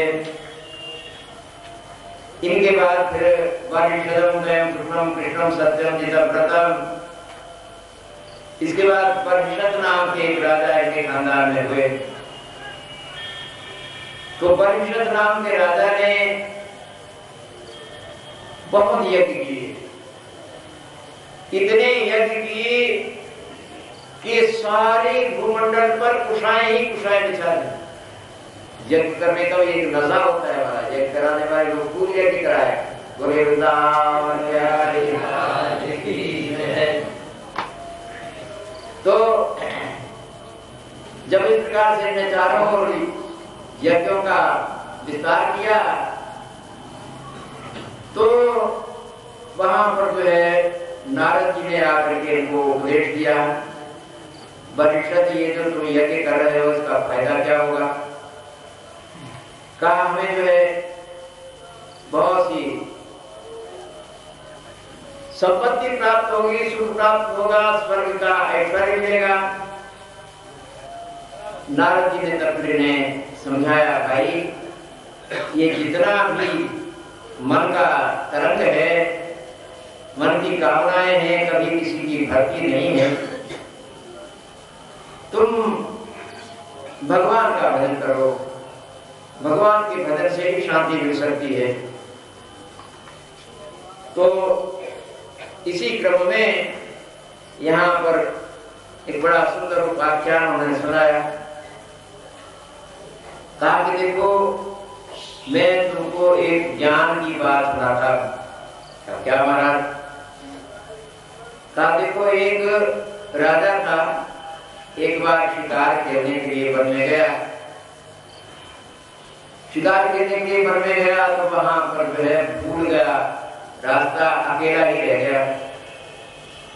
अकेला रह गया तो एक जंगल में भटक गया, वहां एक नगरी में पहुंचा।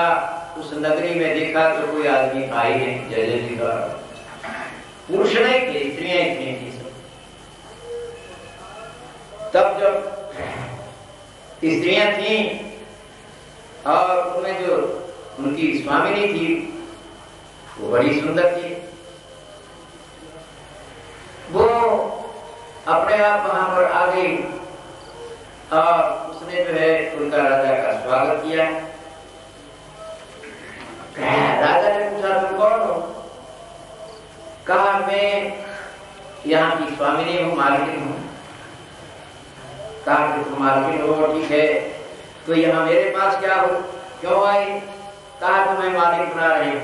बोले वृंदावन बिहारी लाल की। कहा नाम क्या तुम्हारा? कहा मेरा नाम तो, पहले तुम अपना नाम बताओ। कहा मेरा नाम है पुरंजन। कहा तुम्हारा नाम पुरंजन तो मेरा नाम पुरंजनी। जय जय सीताराम। अपने नाम ही रख लिया। पुरंजना स्वमहिषी निरीक्षा पदताम हुई। कहा अच्छा तुम पुरंजनी हो तो क्या चाहती हो? चाहती क्या हो? ये नगरी जो है बिना राजा के है, तुम चलो इसके तुम मालिक बन जाओ। कहा मालिक तो बन जाएंगे लेकिन हमें करना क्या पड़ेगा? कहा तुम्हें करना वही पड़ेगा जो हम आर्डर देंगे। वृंदावन रहेंगे राजा आप और मालिक चलेगा, हुक्म चलेगा हमारा। कहा देखो मैं तुमसे शर्त कर लेती हूं कि बिना मेरे कहे, बिना मेरे आज्ञा के तुम बैठ नहीं सकते। कहा कि तब? कहा कि जब मैं कहूं बैठ जाओ तो बैठ जाएगा। कहा और? कहा कि खड़े भी बिना आज्ञा के नहीं, मैं कहूंगा कहूंगी खड़े हो जाओ तो खड़ी हो जाओ। कहा भोजन?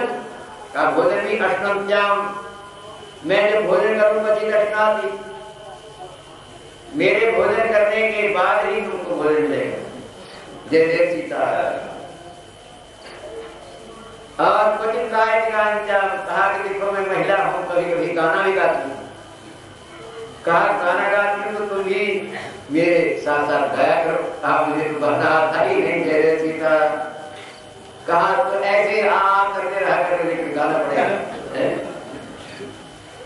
क्वचित गायक कहा गाना ही नहीं, मुझे कभी कभी जो है महिला होने के नाते रोना भी आ जाता है। तो कहा कि जब मैं रो तो तुम भी साथ साथ रोने लग जाएगा। कहा मैं कभी कभी गाना सुनती हूँ। कहा गाना सुनती हो तो ठीक है, तुम सुना करो, हमें तो गाना से कोई प्रेम नहीं है। कहा नहीं सुना करो, अरे ये जो है ना समझ रहा है तो माता ही गाते रहा करें। जय जय सीताराम है। बड़े चक्र में पड़ गया बेचारा रंजन। इस प्रकार से लेकिन अब पड़ी गए तो रहना ही पड़ा। और उसके बाद जो है उसके कई क्षेत्र थे, उन क्षेत्रों में जाने के लिए नौकर नियुक्त थे।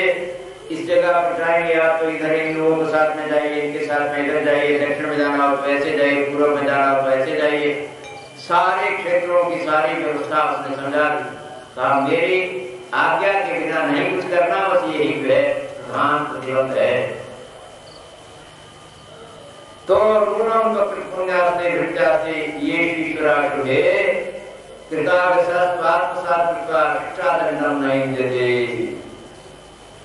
महाराज जो है इस प्रकार से जो है कभी कभी पुरंजनी नाराज हो जाती तो इसको खूब प्रेम से बनाते पुरंजन। महाराज जो है ऐसा होते होते उनको काफी समय व्यतीत हो गया। शतान्य एकादश विराट आयुर्धर्म जगह 1100 वर्ष हो गए। कई लड़के लड़कियां पैदा हो गई। दशोत्तर शतम कहा सैकड़ों लड़कियां और लड़के पैदा हो गए। और तब फिर इतना बड़ा परिवार हो गया। लेकिन अब अंत में वो समय आ गया, उसके नगर पर कुछ शत्रुओं ने आक्रमण कर दिया।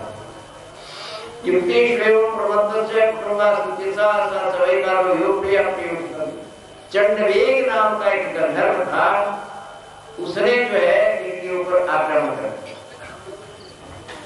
इस चंडवेग के 360 सेनापति थे, उनके साथ इसने आक्रमण कर दिया। और एक कन्या भी थी इसके साथ, वो भी इसने सेनापति बना रखी, इसने भी आक्रमण कर दिया। अब महाराज जो है बड़े संकट में पड़ गया। ये अंत में जो है शत्रुओं की विजय हुई और इसको जो है राजा को मार डाला। अब इस प्रकार से इस कथा को सुना तो वरिष्ठ ने कहा महाराज ये जो है बड़ी अच्छी कथा आपने सुनाई, इसका मतलब क्या है? वो पुरंजन था कौन? कहा वो पुरंजन तुम ही हो, वो रामचंद्र भगवान। कहा महाराज तो मैं तो जो है यहाँ सिंहासन पर बैठा हूँ, मुझे तो कोई है, मैं तो कहीं जंगल में नहीं गया, कहीं कोई रानी वगैरह मुझे तो नहीं मिली। कहा देखो ये सारे जीव जो हैं ये पुरंजन है एक तरह से। ये नगरी क्या है? ये शरीर ही नगरी है। और इसमें पुरंजनी कौन है? कहा ये बुद्धि। जीवात्मा का विवाह हो जाता है किसके साथ? बुद्धि के साथ। और बुद्धि जैसा कहती है वैसा उसे करना पड़ता है। बुद्धि कहती है बैठो तो बैठ जाता है, खड़े हो जाओ तो खड़ा हो। जैसे बुद्धि नचाती है वैसे ही नाचना पड़ता है, बुद्धि के अधीन हो जाता है। इसीलिए यदि बुद्धि किसी की अनुकूल हो, घर में पति पत्नी अनुकूल हो दोनों, तो बड़ा सुख है।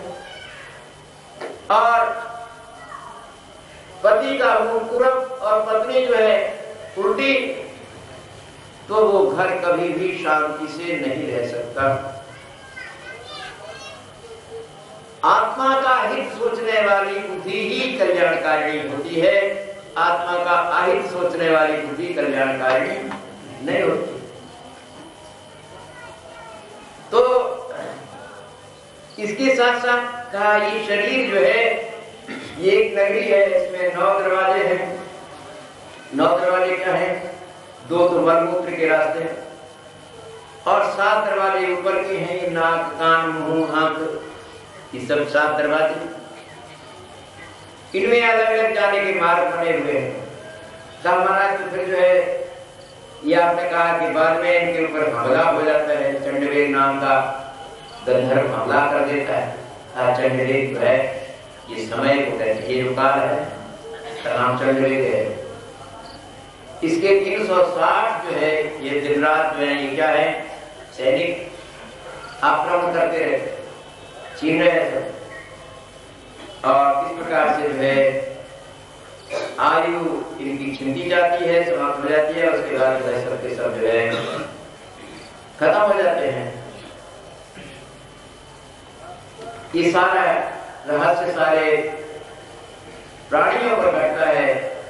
जितने भी जीव हैं ये माया के ही चक्र में पड़ करके नवद्वार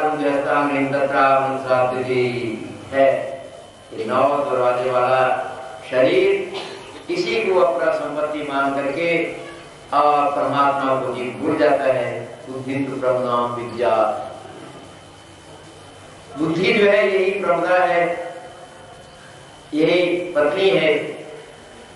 इसको अपने अनुकूल रखना चाहिए तब तो ठीक है, अगर प्रतिकूल हुई तो फिर बड़ा दुखदायी हो जाती है। इसी बात को स्मरण करना चाहिए। वृंदावन बिहारी लाल की जय। तो इस प्रकार से ये बड़ा सुंदर पुरंजनोपाख्यान यहाँ पर मैत्रेय जी ने गुरु जी को सुनाया। प्रचेताओं का वर्णन चल रहा है और इसी वर्णन इसी खानदान का, इसी वंश का वर्णन करते करते इस पूरे स्कंध का उपसंहार होता है। कह दिया अपहृत सकल क्षणामलात्मन्यविरत वेदित भावनयो बहुता निर्जन वशकात्मनात्मनोऽयं न सरति चित्रवदक्षरसतांघि न भजति कुमनीषिणां सैज्ञां हरिरधनात्मधनप्रयोरसज्ञः रुद्धन्कुलकर्मणां मदैर्ये विदधति पापमकिञ्चनेषु सत्सु। कहा भगवान किसी के हृदय में निवास तभी करते हैं जब वो अपहृत सकलैषणाम, जब उसकी सारी ऐषणाएं समाप्त हो जाए। ऐषणाएं माने इच्छाएं। ईषणाएं 3 प्रकार की खास मानी जाती हैं। सुतवित लोक ईषणा तीनी। सुतईषणा रहती है, अपने ना रहने पर वे हमारे बाल बच्चे खुशी रहे हैं। नेता लोगों से पूछे नहीं, ये करोड़ों मार से हो जाते हैं, किसी लिए बाल बच्चे खाएंगे, जय जय सीताराम है। तो ये क्या है? ये सुतईषणा है, सुतईषणा। और कुछ नाम की भी इच्छा रहती है, हमारा नाम हो जाए, इसको क्या कहते हैं लोग। और एक बैंक बैलेंस है, जय जय सीताराम, इसको वित्तेषणा कहते हैं। तो सारी ऐषणाएं जब समाप्त हो जाएं तब जो है भगवान हृदय में आएंगी। अपहृत सकलैषणामलात्मन्यविरत मेदितया मेदित भावो बहुधा। ऐषणाएं खत्म हो जाने के बाद ही काम नहीं बनेगा। तृष्णाएं तो जो पागल हो जाते हैं लोग उनकी भी खत्म हो जाती है, सोच ही नहीं पाते कुछ, तब खत्म है। लेकिन उनके अंदर भगवत भावना नहीं आती, तृष्णाएं खत्म हो जाए और भावना प्रभु के चरणों की ओर बढ़े, तब तो वो निज जन भटकत आत्मनोयम, तो भगवान निज जन भटकत अपने भक्तों के वश में हो जाते हैं, उनका स्वभाव। तो इस प्रकार से शुद्ध धन कुल करुणा मरे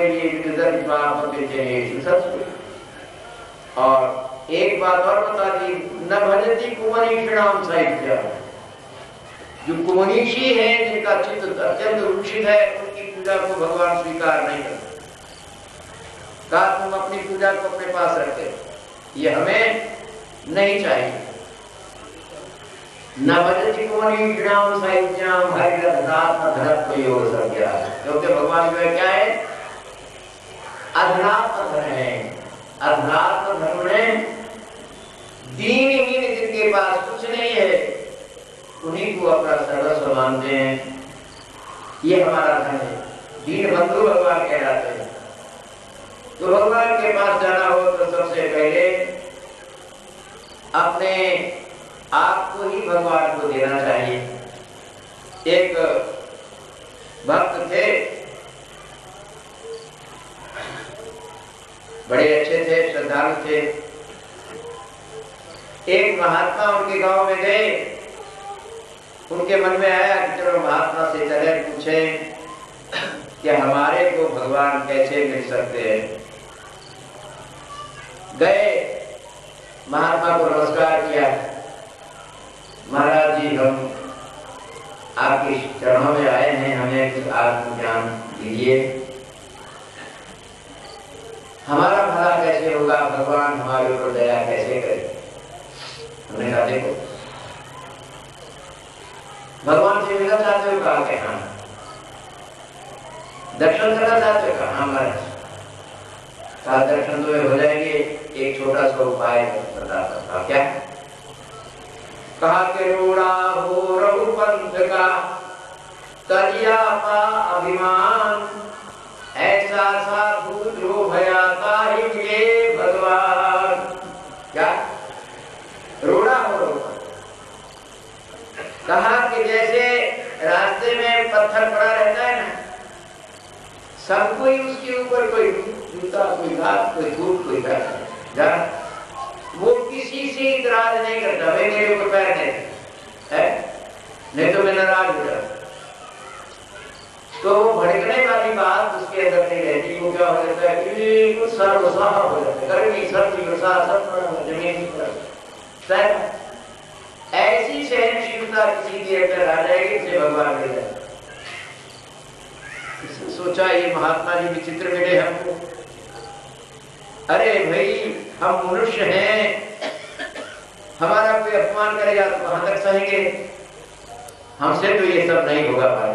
भगवान के मिलने का कोई दूसरा रास्ता हो तो हम अपना सकते हैं, लेकिन ये पत्थर बनते हमसे नहीं बने।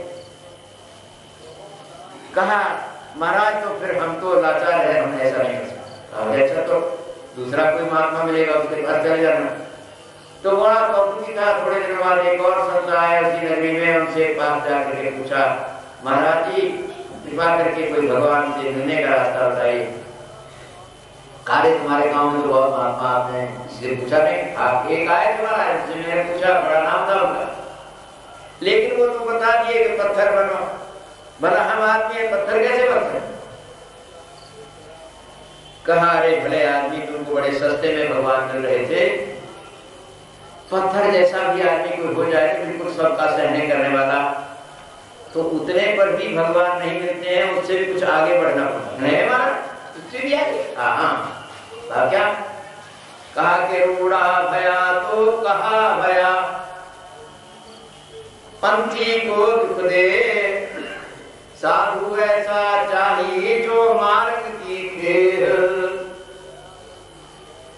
कहा भगवान तो उसको मिलते हैं पत्थर बनने से नहीं, किसी को पत्थर ठोकर लग जाए तो हाथ पैर टूटी जैसे है, पत्थर से नुकसान कड़ा होता है, धूल सरीखे बनो, धूल सरीखे, बिल्कुल ठोकर लगने पर भी किसी का नुकसान नहीं हो तो भगवान मिलेंगे। और अपने आप को हल्का बनाओ। उन्होंने कहा महाराज तो हम तो पत्थरे बनने से रहे, अब तो आप और आगे बढ़ा दिए, धूल की बात करनी है, ये हमसे नहीं होना महाराज। कहा तो फिर ठीक है, दूसरा कर लेना। कौतुकी था। कुछ दिनों बाद एक और संत आया तो उनसे पूछा महाराज जी क्या करें? महात्मा ने कहा कि भैया किसी से पूछे नहीं, कहा एक से पूछा था तो पत्थर कहता था, दूसरा कहता था धूल। कहा कि भैया तुम बहुत सीधे हो, पत्थर बनने पर, धूल बनने पर कोई भगवान से मिला देता तो बड़ा सस्ता था। मेरे पास तो पत्थर और धूल बनने पर भी आओगे तो मैं नहीं बना पाऊंगा भाई, इससे भी कुछ और आगे बढ़ना पड़ेगा। क्या कहा कि खेर भया तो कहा भया, उड़ी उड़ी लागे अंग, साधु ऐसा चाहिए जैसा नीर निबंग। कहा धूल बनने पर किसी की आंख में पड़ जाए, किसी के माथे पर पड़ जाए, कितना परेशान। धूल बनने पर भी नहीं होगा भाई। साधु तो ऐसा होना चाहिए जैसे पानी सरीखे है, पानी सरीखे, उसको किसी को कष्ट नहीं देना चाहिए। क्या चाहे तो महाराज तो कहा इसके लिए बड़ी साधना करना पड़ेगी, बड़ा अपने आप को विनम्र बनाना पड़ेगा, हल्का बनाना पड़ेगा, छोटा बनाना पड़ेगा। कितना छोटा बने महाराज? तो कहा तुम किसी दूसरे को खोजना। तो जब दूसरे महात्मा के पास पहुंचा तो उसने कहा कि देखो तुम जो है पत्थर बनने की बात छोड़ दिए, सबसे सस्ता धूल बनना, कुछ थोड़ा पानी बनना भी ऐसा। मेरे पास तो पानी सरीखे भी होकर के आओ तो भी गुजारा होना मुश्किल है। मैं चाहता हूँ भगवान के भक्त को उससे भी ज्यादा अच्छा होना चाहिए। क्या उससे अच्छा क्या हो?